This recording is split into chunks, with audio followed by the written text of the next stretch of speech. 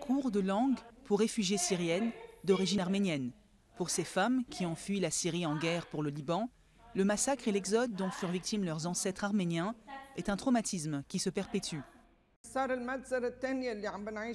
Aujourd'hui, nous vivons un deuxième génocide. Toutes nos maisons ont été détruites. Nos parents sont en train de mourir en Syrie. Ils revivent le même génocide.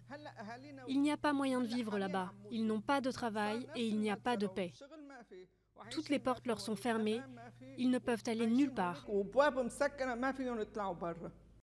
Les Arméniens du Liban commémorent le centenaire d'une tragédie souvent appelée le génocide arménien.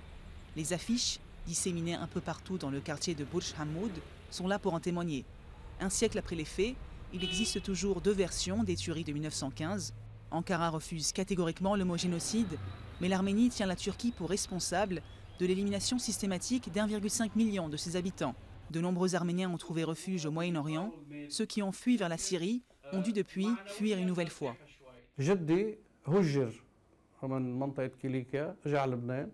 Mon grand-père a dû quitter l'Arménie pour le Liban. Mon père a fondé une famille ici, mais quand la guerre a éclaté au Liban, notre famille a été divisée, parce que certains d'entre nous sont allés en Syrie.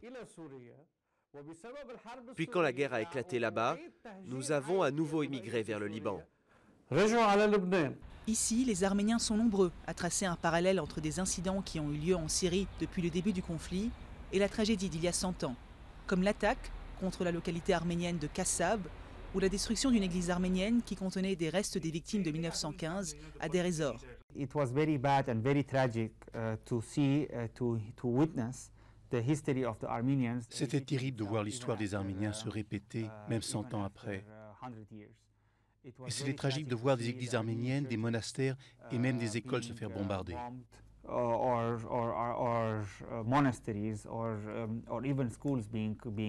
Une bonne partie des 10 000 réfugiés arméniens syriens au Liban bénéficient du soutien du centre Karagözian qui offre des services médicaux à ceux qui en ont besoin, y compris des Libanais et des Syriens.